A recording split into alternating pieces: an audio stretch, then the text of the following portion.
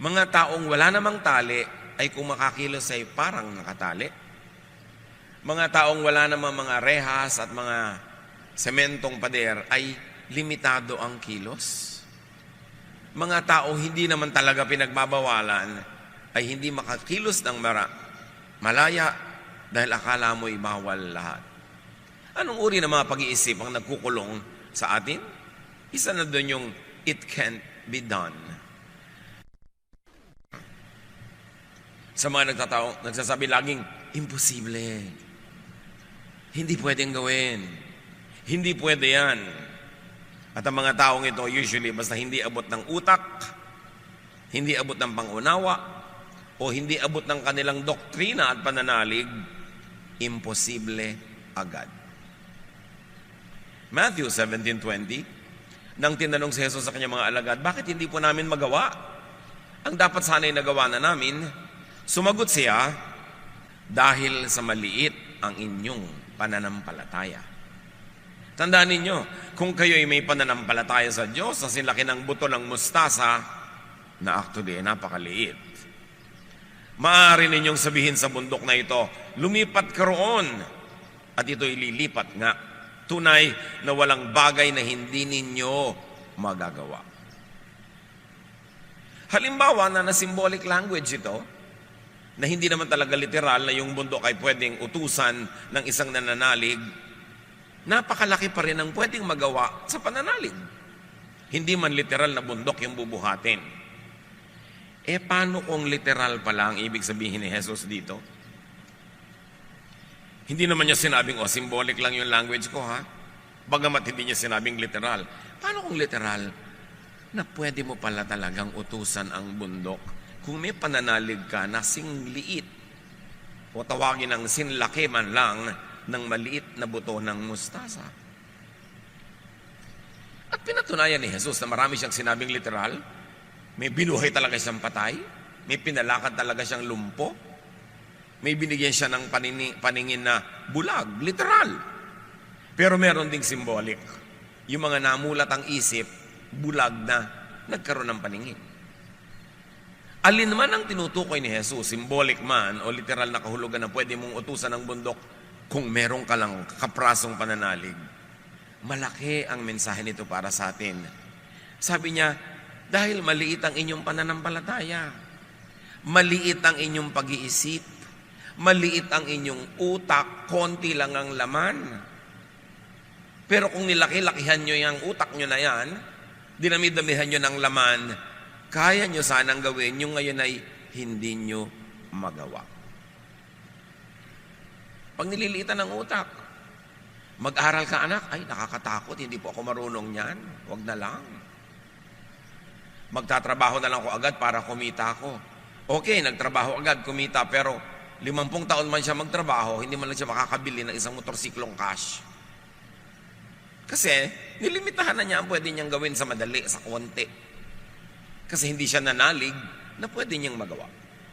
Lahat ng mga mahihirap, maralita, na nakaalpas, nakawala, nakalampas sa kahirapan, nanalig muna na pwedeng mangyari yon. Ang mga hindi nakakalampas sa kahirapan, sa kaliitan ng mundo, ay yung nagsasabing, hindi pwede yan. Wala tayong magagawa. Ganyan lang talaga yan.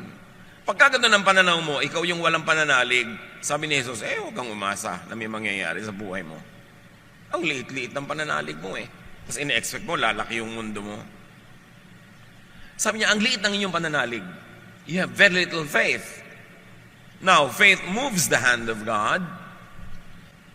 So kung malaki yung faith mo, wala ka mang kayang gawin sa iyong sarili, pwede magkaroon ng miracle. Because faith moves the hand of God. So you see, kung sa loob ng isip mo ay meron kang pananalig, may kapangyarihan ka, kasi pwede mo ngayong palakarin ang kamay ng Diyos para gawin ang hinihingi mo dahil naniniwala ka. Sabi niya, ask and you will receive.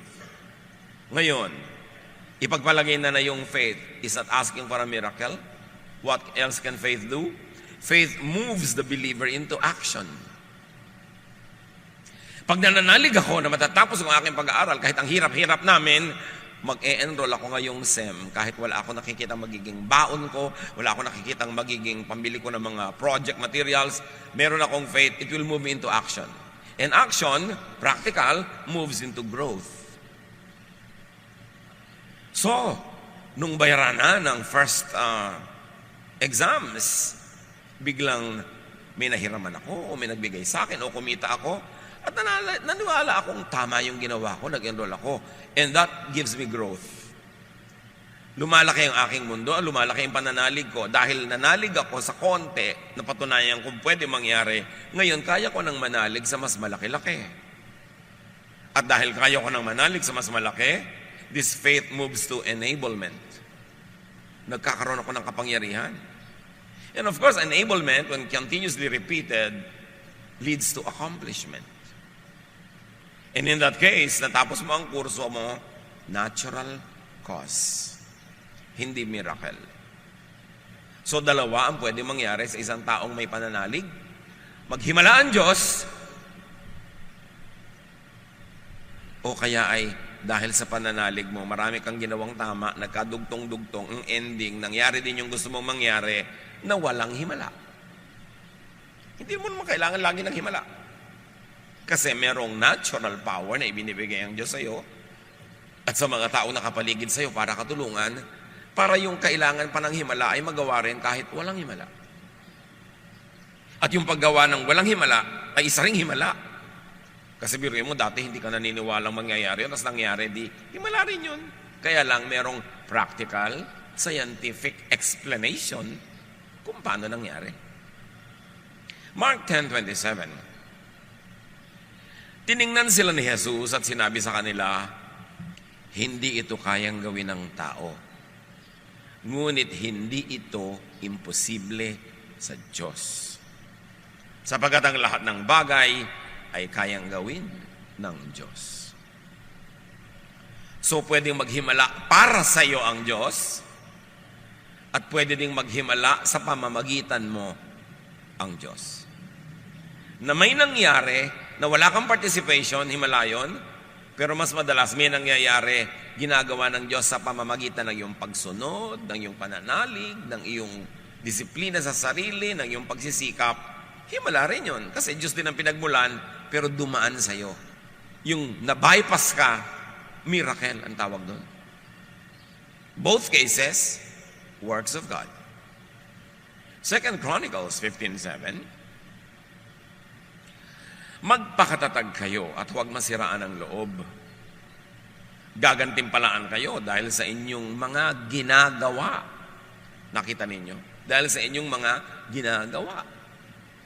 Ang hirap-hirap po namin, paano po kaya kami aahon? Dapat may gawin ka. Kasi yung pag-ahon mo sa hirap, gantimpala dahil sa iyong ginagawa. Ngayon, yung walang ginagawa, huwag kang mag-umasa na may mangyayari sa buhay mo. Hindi ka naman paghihimalaan nun. Ang himala nga dahil sa sobrang faith. Yung walang ginagawa, walang faith yun. Sabi niyo, baliwala rin niya kahit sikapin natin. Kahit anong gawin natin, mahirap pa rin tayo. So wala na lang tayong gagawin. Hindi na magbabago ang mundo. Ganyan na lang talaga yan. Wala talaga mangyayari. Galatians 6:9, huwag tayong mapagod sa paggawa ng mabuti. Sapagkat pagdating sa takdang panahon, tayo ay aani kung hindi tayo susuko. Sinong umaani? Yung hindi sumusuko. Sino ang hindi sumusuko? Yung may pananalig na ang ginagawa niya ay may mabuting pupuntahan. So, kilalanin, takasan, wakasan yung kulungan na it can't be done. Gaano karami sa mga gusto nyong gawin sa buhay ang hindi nyo na ginagawa dahil sinasabi nyo, imposible. It can't be done. Hindi talaga mangyayari.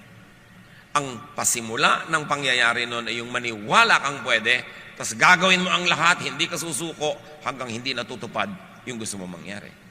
So merong interaction, may participation, may correspondence, ang langit at ang lupa, ang Diyos at ang tao sa paggawa ng mga dakilang bagay.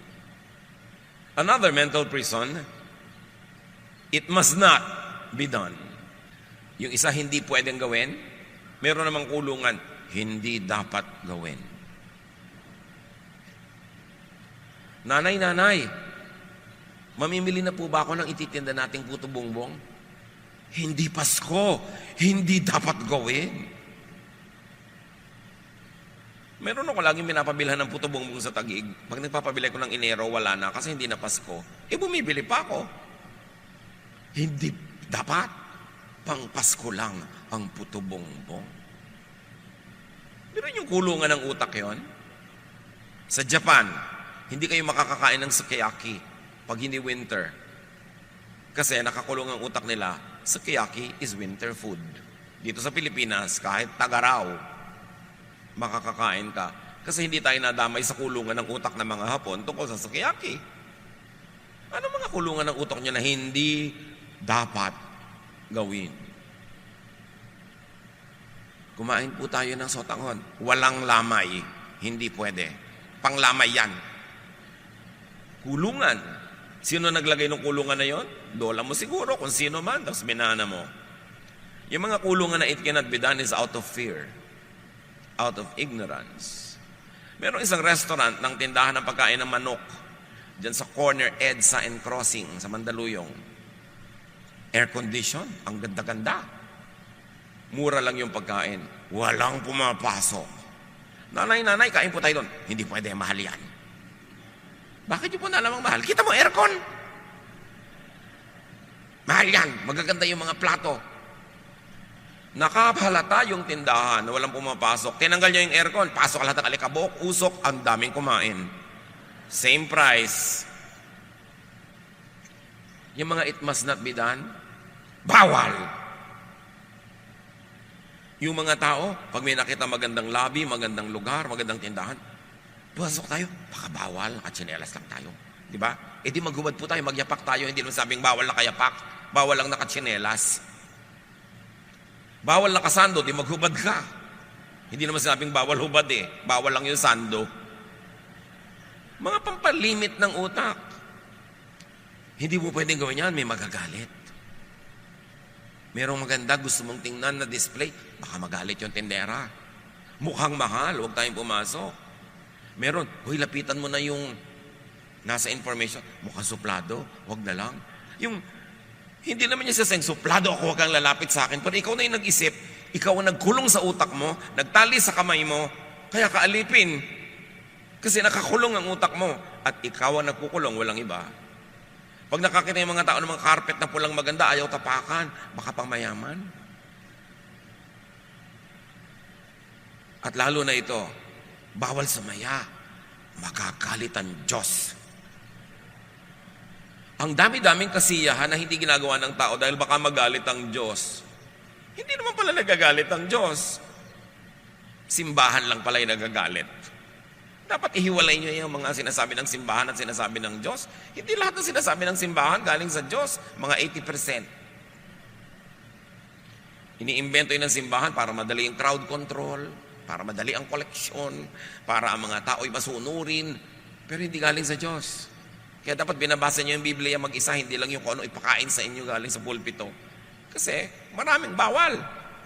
Hindi naman bawal ng langit, bawal lang ng simbahan para dumali ang administrasyon. It's a sin.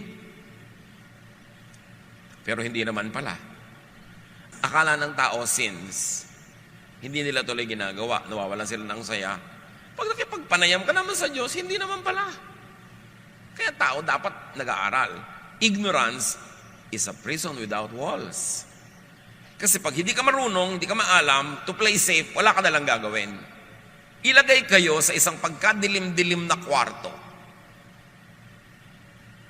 Maglalakad ba kayo?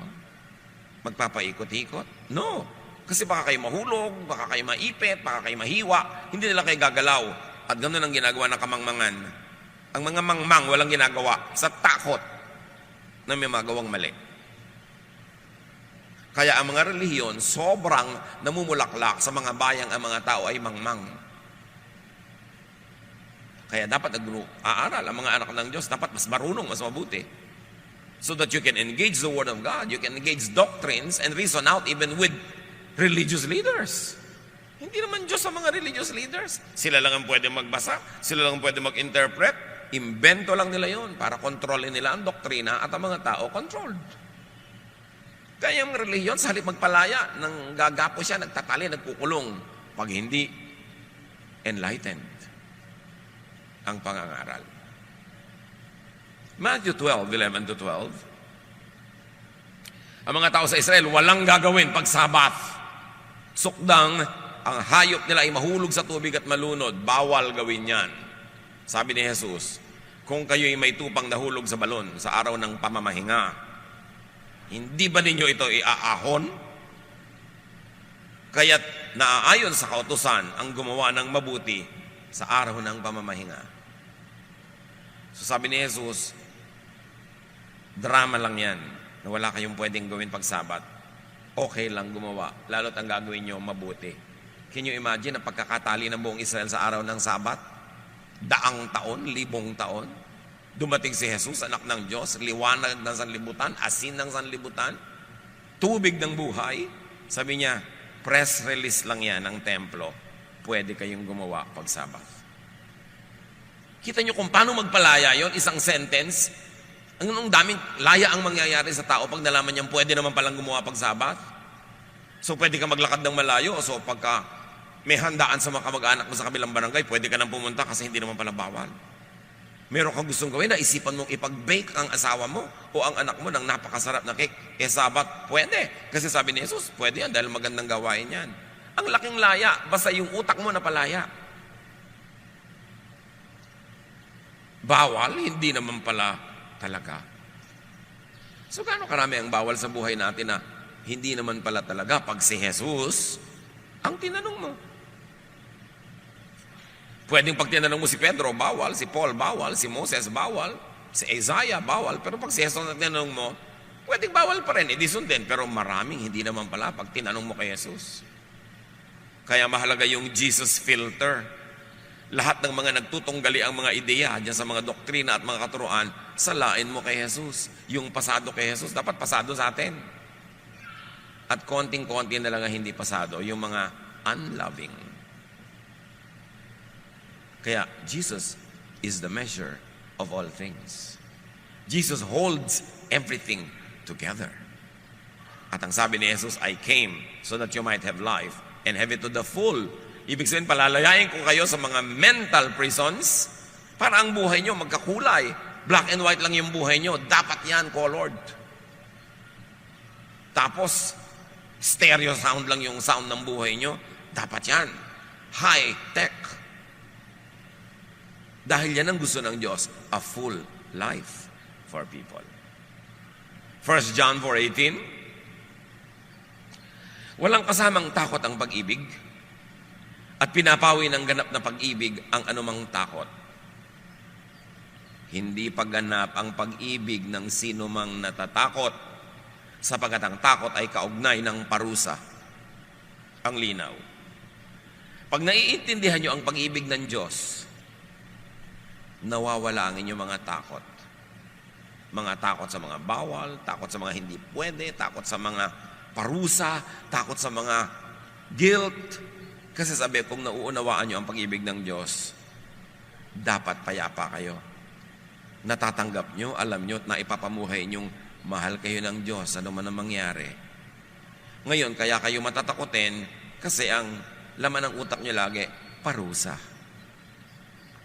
Kaya ang marami nagiging relihiyoso, lalong nagiging matatakotin kasi lagi ang ipinipreach from the pulpit, parusa. Isang Diyos na galit. Isang Diyos na ayaw ka mag-enjoy. Isang Diyos na killjoy. Isang Diyos na imposible ang mga hinihingi sa tao. Kaya lagi kang kulang, lagi kang guilty. Sabi, pag lagi kang guilty, takot ka sa parusa. Pag takot ka sa parusa, hindi mo pa naiintindihan si Jesus. Hindi mo pa naiintindihan ang pag-ibig ng Diyos sa pamamagitan ni Jesus. Now, that kind of freedom is not licentiousness to do anything evil. Because your right to do what you want stops when it begins to infringe on the well-being of other people. Yun ang law of love. Hindi ka malayang gawin ang lahat. Hindi ka malayang gawin ang mga ikasasama ng iyong kapwa. Pero hindi nila ikasasama malaya ka dyan. Yan ang law of love ni Jesus. Sabi niya, I give you one commandment, love one another. So pwede po bang mang-agaw ka ng asawa ng may asawa kasi kalayaan yun? Hindi, dahil may agawang kang tunay na may-ari. Ngayon, yung isang tao, walang asawa, iyong-iyo na. Kung gusto ka niya. Kasi hindi rin naman pwedeng dahil wala siyang asawa, kalad ka rin mo na ayaw pala sa'yo. Yung kalayaan mo, tumitigil kung ito ay lalampas na at papasok na sa bakuran ng ibang tao at makakasama na sa kanila. So fear comes from ignorance. And love means fearlessness. It doesn't mean recklessness. It means confidence, trust, and peace. The people of God are free to do anything that God does not prohibit by moral law. At ano yung moral law? The law of love. Basta hindi unloving to others, you are free. Kailan natin maintindihan yun? You don't kill, you don't steal from other people. You don't take away from them what you want to enjoy. You are free. Galatians 5:14, sapagkat ang buong kautusan ay nauuwi sa isang pangungusap. Ibigin mo ang iyong kapwa, gaya ng pag-ibig mo sa iyong sarili. So yung ayaw mong gawin sa ng iba, huwag mong gagawin sa iba, yun ang buong kautusan. Pwede po ba akong kumain ng sandwich na maraming mayonnaise? Bakit? Nilakawin ba yung mayonnaise? Hindi. O di, free ka. Morally speaking. Ngayon, clinically speaking, tingnan mo kung nakakabuti sa yung mayonnaise, that's another story. You are free so long as what you want to do is not prohibited by legal law. Legal law meaning the law of the land, the law of the company, the law of the family, the law of the community that is meant to keep order, justice, predictability, system. Dapat hindi mo binibreak yun. Kasi a community, a family, a corporation, a church is a social agreement. I'm a part of this nation because I agree to do my part as a citizen.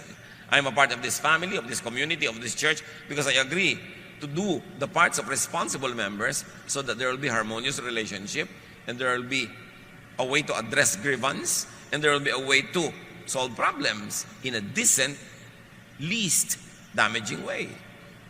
Kaya may pananagutan tayo sa ganung mga bagay. The people of God are free to do anything that is not prohibited by God's natural law. And I want you, church, to understand this very well. Natural law could be the purest law of God that is known to man. Yung mga moral law, mga religious laws, kung kani-kanino ng committee dumaan yan, kung kani-kaninong doktrina dumaan yan, kung sino-sino na ang mga nagsabi na ito ang tama, ito ang mali. Pero yung law of nature, walang taong nakapakialam dyan. God ang nag-design ng law of nature like the law of gravity, the law of physics, the law that water will always recycle, the law of sunrise and sunset, the law of temperatures and seasons. Diyos ang may gawa niyan. More than religious law, which you don't know kung galing sa Diyos o pinakialaman lang ng mga religious leaders, yung natural law, walang nakapakialam dyan. Romans 1:20, mula pa ng likhain ng Diyos ang sanlibutan, ang kanyang likas na hindi nakikita, ang kanyang kapangyarihang walang hanggan, at ang kanyang pagka-Diyos ay maliwanag na inihahayag ng kanyang mga ginawa. So mula daw nung nilikha ang daigdig, nagpapakilala ang Diyos sa pamamagitan ng mga nilikha niya. Yun ang purest law. Now, many prisons, limitations, and conflicts are caused by man-made religious law being imposed by on God-ordained natural law. Halimbawa, law ng God, ng nature, nakakainin ng leon ay usa. Kakainin ng usa ay damo. Kung nagkaroon ng religious membership yung leon at sa sekta niya, bawal kumain ng karne, anong gagawin ng leon? Pinagbabawalan na siya ngayong maging leon. Lahat ng kakainin niya ngayong bawal, puro siya guilt. Tapos itinitinda ng religion niya yung salvation Dahil guilty siya, bibilin na niya. Pero hindi mo pala siya dapat guilty kasi leon nga siya. Ngayon yung usapin, nagbawalan ng religion niya na kumain ng damo. Eh di lagi siyang guilty. Kasi kahit ano mangyari, pag walang nakatingin, kakagatin niya yung damo, kakainin niya. Kasi yun ang gusto niyang kainin. Yun ang likas. Ganun siya ginawa. Now, the demonization by religion of natural human feelings of the physical world makes so many people feel guilty. Pagka ang religion ay nagtuturo sa inyo ng mga bagay na kontra sa natural law, ang result lang, you will always fail because you will be how nature and God created you. Therefore, you will forever feel guilty for who you are, for what you feel. Samantalang, yun ang likas na gawa sa inang Diyos. Kakontra ng itinuturo ng relihiyon. Bakit kaya nagkaganon-ganon ng religion? Because over time, to create order in society, para magkaroon ng predictability, magkaroon ng system, maraming ipinagbawal in the name of God para lang magkaroon ng system. Pero yung mga system na yun at mga bawal dapat nagbabago over time kasi nagbabago ang dynamics ng isang society, nagbabago ang paraan ng pamumuhay, ang pakipagtalastasan ng mga tribe to tribe, nation to nation, nag-a-adjust dapat yon. Kasi mga bawal ng tribal level ng iyong sibilisasyon, naiiba na dapat kung cosmopolitan level na iyong civilization. At kahit sa Bible, ang daming ganun. Nung araw, yung mga patriarchs allowed na maraming asawa. Nung New Testament, isa na lang. Nagbabago, nag-a-adjust sa mga katotohanan ng buhay. But religion thrives on conservatism. Kaya yung mga bawal 2,000 years ago, ipagbabawal pa rin sa iyo ngayon, na ibang-iba na yung reality, you always end up guilty. And you create mental prisons that limit your mobility, that limit your growth, and limit your development as a full person of God. Kaya, ang nangyayari, nagbabalat kayo ang mga relihiyoso. Kunwari, nasusunod nila yung pinagbabawal na hindi naman talaga pwedeng sundin. Pag tinuos mong, tao ako, hindi ko pwede sundin yan eh. Parang inutusan mo na ako, huwag maging tao. Gawin mo na ako anghel ngayon para masunod ka na. Tao pa nga ako. Paano ko susundin lahat? Yung pala naman, yung pagbabawal at yung paraan ng pagbabawal ay hindi naman galing sa Diyos. Kasi kami, natural law. You look at yourself and you see how God created you. That is your natural law. And when religion tells you to go against your natural self, you will only feel guilty and miserable. Galit si Jesus sa ganyan. Mga pagkukunwari. Matthew 15, 7-9, kausap ni Jesus sa mga religious leaders. Sabi niya, you hypocrites, Isaiah was right when he prophesied about you. These people honor me with their lips, but their hearts are far from me. They worship me in vain. Their teachings are merely human rules. Nakita niyo, sabi ni Jesus, tama si Isaiah. Sa Tagalog, sabi niya, mga mapagkunwari. Tama nga ang sinabi ng propeta Isaiah tungkol sa inyo. Ang paggalang sa akin ng bayang ito ay pakunwari lamang sa Israel yun. Sapagkat sa bibig at hindi sa puso ito bumubukal, walang kabuluhan ng kanilang pagsamba, sapagkat itinuturo nilang galing sa Diyos ang kanilang mga utos. Jesus saying this. Sabi niya, kayo mga relihiyoso, mga ipokrito kayo, mapagkunwari, mapangimbot, mga peke. Turo kayo ng turo na hindi naman galing sa Diyos. Iniimbento niyo ang mga doktrina, nagpapahirap kayo sa mga tao, nagdurusa sila. Kaya sabi ni Jesus, woe to you, Pharisees. You travel overland and sea to win a single convert. And when you are able to do so, you turn that convert into a son of hell twice as bad as you are. Ganun yun. You shut the kingdom of heaven from people. You don't enter the door to heaven, and you don't allow people to enter. You don't allow people to have peace with God, peace with themselves, peace with the reality, because you yourselves don't have peace about your own reality, because you deny your reality with your man-made religious laws. Jesus saying that. Matthew 15, 7-9. Anong sabi niya sa maraming kautosan ng relihiyon ng Israel? Imbento lang yan ng tao, hindi yan galing sa Diyos. Mga hipokrito kayo. Ang tataas ng turo nyo, mga imposible. Tapos sa publiko, nagpe-pretend kayo na susunod nyo, pero in real life, hindi. So kawawa ang turuan nyo dahil sila mauobliga mag-pretend. Dahil nakikita nagpe-pretend kayo, Akala abnormal sila pag totoo sila sa sarili. So magpapanggap sila. Sabi, pinapahirapan yung tao. Pinapabigat yung buhay nila. Sabi niya, come to me all of you who are tired. Tired of the Pharisees. Tired of all the pretense. I'll give you rest. My yoke is easy. My burden is light. My spirituality is doable. It is user-friendly. Sabi ni Jesus, huwag kayo sa kanila makinig. Come to me and I'll give you rest. Rest from prisons of the mind. Mga tanikalang inimbento ng ating mga tradisyon, mga dati ng paniniwalang hindi natin sinusuri, nilululo na lang ng buong buo kahit hindi masarap at kahit kung minsan nakakalason. Followers of Jesus are free to be human and to be humane. Hindi katulad ng itinuturo ng mga Pharisees. Pagka may lumabag sa utos ng Diyos, batuhin nyo hanggang mamatay. Pag hindi mo ginawa yon, hindi ka masunurin sa Diyos. You are not free to be kind and to be humane because you are obligated to be cruel in the name of God. That's why Jesus came to correct all that. Another mental prison, nakakahiya. Singilin mo na yung may utang sa iyo, mami, kasi kailangan ko ng pang-enroll. Nakakahiya namang singilin.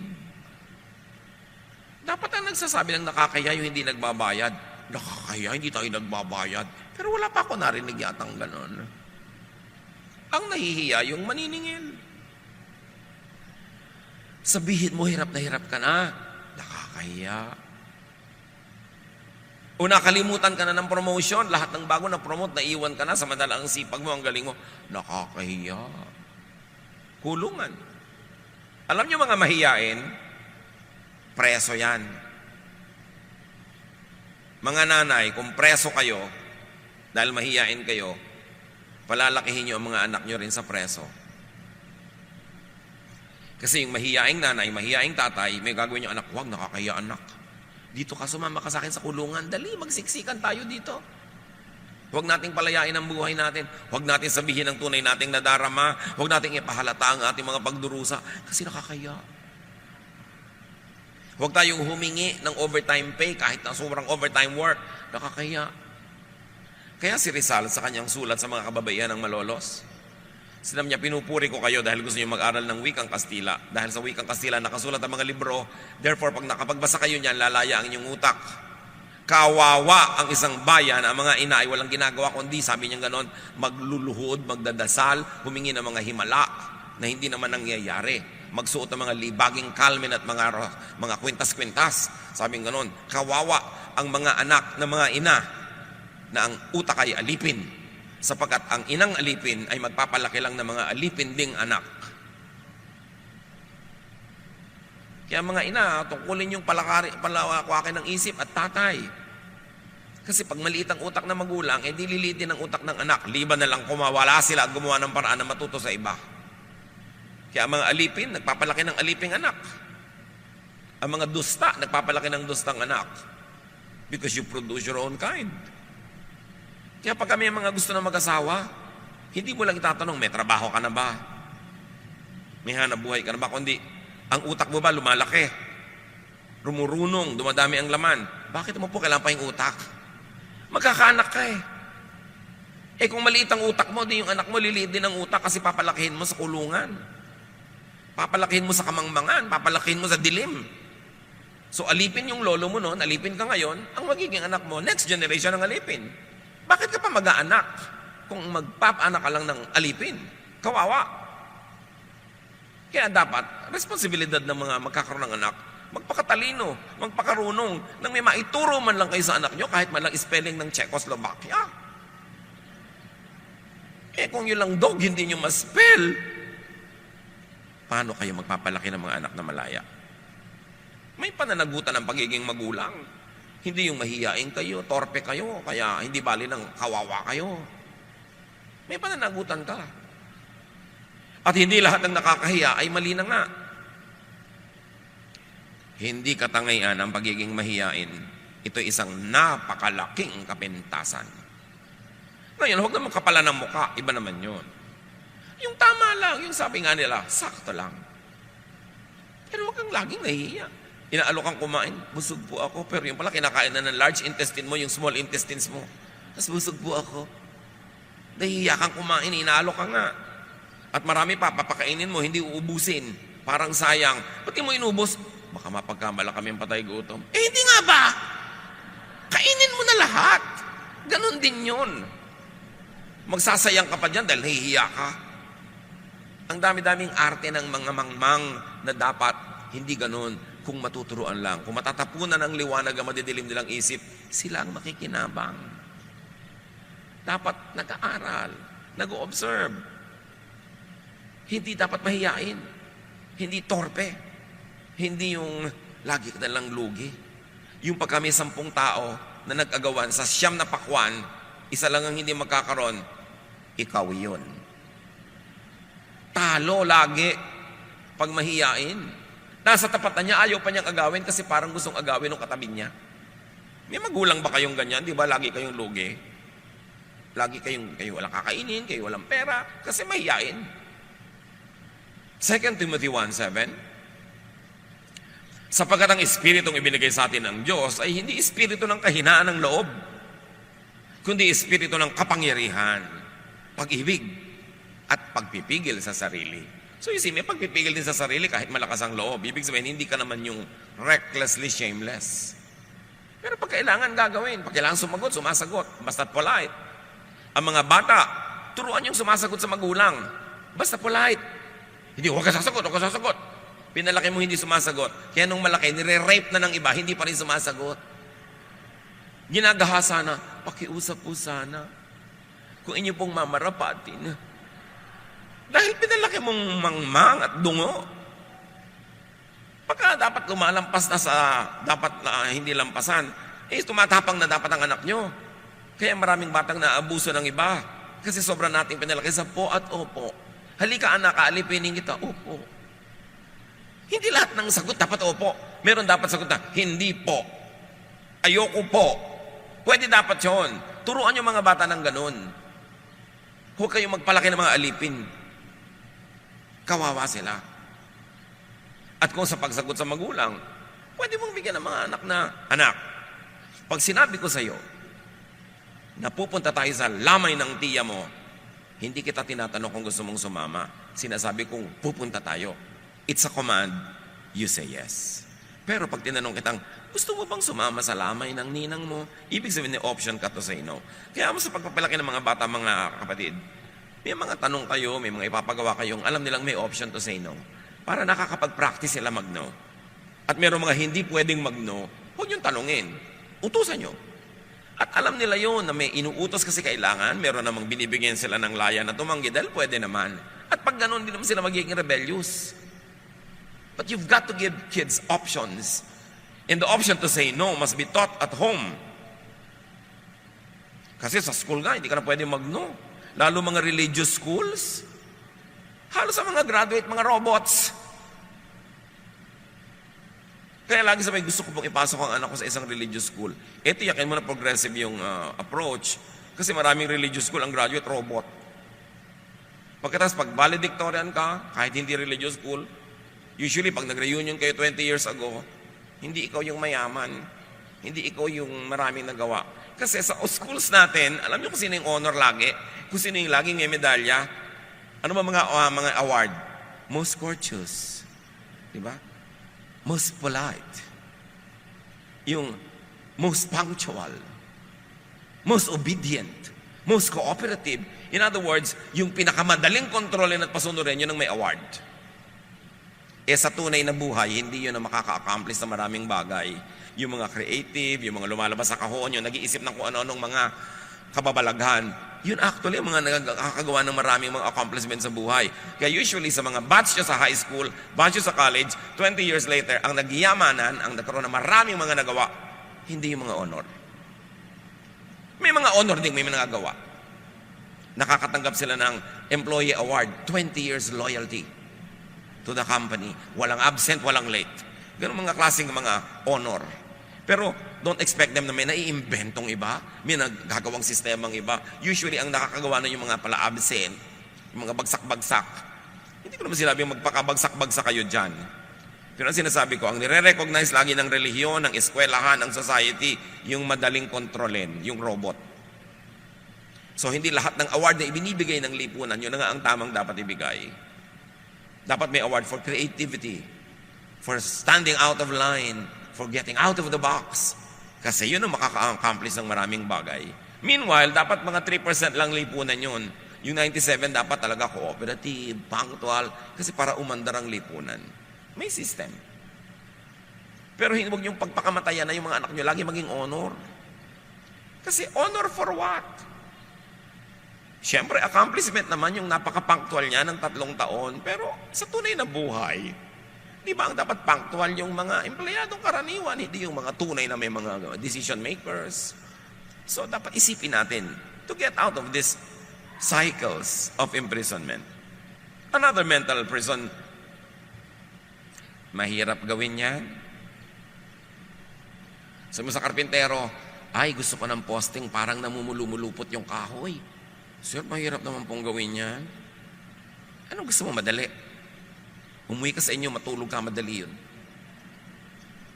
Yung mga taong hindi umaasenso, yung mga taong ay mahirapan, may ipinapagawa ka. Ay, mahirap po yan, sir. Ang gusto lagi madali. O kaya sabihin nila, we cannot do it. It has never been done before. Dapat ang ginagawa mo, what has not been done before para dumami ang pwede natin gawin. 2 Kings 5:10-13. Isang makapangyarihang general, may sakit, may ketong, pinayuhan ng propeta. Ipinasabi sa kanya ni Eliseo, pumunta ka sa ilog ng Jordan, lumubog ka ng 7 beses, at magbabalik sa dati ang iyong katawan. Gagaling ang iyong ketong. Nang narinig ito, galit na umalis si Naaman. Sinabi niya, akala ko pa naman sasalubugin niya ako? Propeta na yan? Tatayo sa harap ko, tatawagin ang Diyos niyang si Yahweh, ikukumpas ang kanyang mga kamay at sa tapat ng aking ketong, at ako'y pagagalingin. So yun ang ine-expect niya. Mamamburambo, budu-budu, yung propeta para siya gumaling. Eh, sabi sa kanya, pumunta ka sa ilog ng Jordan, ilublob mo sarili mo 7 beses. At bakit hindi na lang sa mga ilog ng Damasco, sa kanyang sariling bayan, tulad ng Abana at ng Farfar, na mas malinis kaysa alinmang ilog sa Israel? Hindi ba pwedeng doon na lang ako maligo para gumaling? Ayaw niya sundin. Because it has never been done before. Ang yaman-yaman niya, makapangyarihan siya, lulub-lub-lub siya sa Jordan. Actually, in Jordan, sapa lang na puro putik. For all the drama that the Bible gives of the Jordan, isang sapang puro putik lang ito. Kaya sabi niya, bakit sa bayan ko ba walang magagandang ilog? Ba't di na lang doon? Verse 13. Ngunit lumapit sa kanyang mga lingkod at sinabi, Ginoo, kung mas mahirap pa riyan ang ipagagawa sa inyo ng propeta para kayo gumaling, hindi ba't gagawin nyo yun? Gaano pa yung paghuhugas lang ninyo para luminis? Sa makatuwid, ginawa niya, gumaling ang kanyang ketong. Marami tayong hindi ginagawa dahil lang hindi natin nagawa before, bago sa ating pandinig, o kaya we think it is beneath our station in life. Sabi niya, ba't di mo nalang sundin para ka gumaling? Hindi umiwas sa mahirap gawin, at huwag umiwas sa mahirap na gawin, lalo na kung mas mahirap naman kung hindi mo gagawin. Tulad nga na sinasabi natin, puto bongbong kumpas ko, bakit? Ang lechon pang fiesta lang? Tingnan nyo ang mga ibang tindahan ng lechon araw-araw. Isa sa mga kulungan ng utak, mga kapatid, tradition. Tradition. Yung tradition, kaugalian, nakasanayan, may panahon yan na effective. Pero may panahon hindi na. So dapat, talikuran na at gumawa uli ng mga bagong tradition. At any given time, a social norm is in a stage of being recessive, dominant, or emerging, or emergent. Laging merong namamayani, nangingibabaw, at laging may pinalitan yun na papalubog, at merong laging papasikat, emergent. Kaya sa church, alam niyo mga 1970s, 80s, ang laking gulo ng mga evangelical churches sa Pilipinas dahil ayaw nilang tanggapin ang tambol, ayaw nilang tanggapin yung mga electric guitar, Ayaw nilang tanggapin yung kung ano-ano dahil daw demonic. May mga churches na nag-split, nagkagulo-gulo dahil lang sa praise and worship. Why? Sabi nila, gusto namin classical music sa church. Ayaw namin ng pop. Lola, yung classical music po sa church ngayon, pop 100 years ago. Alam niyo yung pagiging pop, pagiging classical, it only depends on time. So yung classical ngayon, pop din yun noon. Maraming classical music na sa churches ngayon. 100 years ago, nagkagulo-gulo din sila, ayaw din nilang tanggapin. Pero dahil may tumanggap, may naibigay sa atin ngayon na classical. Noong 1990s, malaking gulo sa Pilipinas nung gumamit ang day by day ng mga agong kulintangan. Sabi ng iba, tinatawag daw natin ng mga demonyo pag tumutugtog tayo. Marami akong inimbitahan, hali kayo, tingnan nyo kung may makikita kayong demonyo. Nagdatingan yung iba, wala naman. O sige, lumabas na kayo kasi mula nung dumating kayo, nagkaroon. So, ano yon? Dahil lang hindi nakasanayan. Dapat kahit hindi mo nakasanayan, bigyan mo ng chance. Kasi lahat ng luma ngayon, bago yun dati. Nagkaroon lang ng chance na lumuma. Mga kulungan ng isip formula, mga recipe. Well, yung recipe para may puntahan naman ang iniisip mo kung hindi mo alam gawin. Pero kung marunong ka na, pwede mo na i-break yan. Umimbento ka na ng iba. Talaga ba? Ang pwede lang na gamitin na suka sa yung adobo, yung ganitong suka, hindi pwedeng iba. Formula. People always ask, why? The people of God who will be free, we should always say, why not? Isa pang mental prison. Huwag na nga lang nahirapan, di na lang tinuloy. Pag nahirapan, nasiraan ang loob, atras. Pag nabigo sa una, suko. Pag nasaktan sa simula, dala mode. Pag hindi nakuha ang gusto, sour grapes. Itinanong ko sa mga followers ko sa Facebook kung sino nakakaalam kung bakit sour grapes. Ang konti. So kinailangan ko yung paliwanag. According to kwento, merong isang bear na may nagustuhan siyang grape, kaya lang mataas yung baging. Sabi niya, mukhang tamis, mukhang sarap. At inaabot-abot niya, palibas at bear siya, ang bigat-bigat niya, hindi niya malundag, hindi niya maabot. So sabi niya, sour grapes naman yan eh. So umalis na lang siya. Pag hindi mo magamit, wala namang kwenta yun. Kaya yung maraming gustong yumaman na hindi yumaman, walang kwentang yumaman. Bakit nasubukan mo na ba? Hindi pa. Hindi, sour grapes yan. Walang kwentang sumikat, gugulo lang ang buhay. Bakit yung bang lubog, hindi magulo buhay? Sour grapes, hindi mo makuha, mamaliitin mo na lang. Kaya yung mga magulang ng mga hindi honor, lagi minamaliit yung mga honor. Honor naman yung anak niya, pero hindi naman kagandahan. Hindi niya naman sinasabi ng mga nanay na may hugot, no? Yung lang, sour grape mo, binabaliwala mo yung accomplishment kasi hindi mo kaya. Pero dapat, no, don't give up. 2 Corinthians 4:16, kaya't hindi kami nasisiraan ng loob. Dapat buolob mo para may mangyari. Makawala ka doon sa kulungan ng sirang loob. Proverbs 24:16, for though the righteous fall 7 times, they rise again. Nadapa ka, bangon, nadapa ka uli, bangon, nadapa ka, bangon ng bangon. Kesa naman, 5 taon ka nakadapa sa takot mong madapa uli. Bangon ng bangon. Nung araw, nung uso pa yung sweepstakes ticket, at marami sa inyong umabot dito, bumibili ng tagumpay sweepstakes. Lalo't sa Quiapo. Sa likod niyan may nakatatak. Ang nagwawagi ay di umaayaw. At ang umaayaw ay di nagwawagi. Remember? So ganun daw, ang umaayaw, hindi nagwawagi. Huwag ayaw ng ayaw.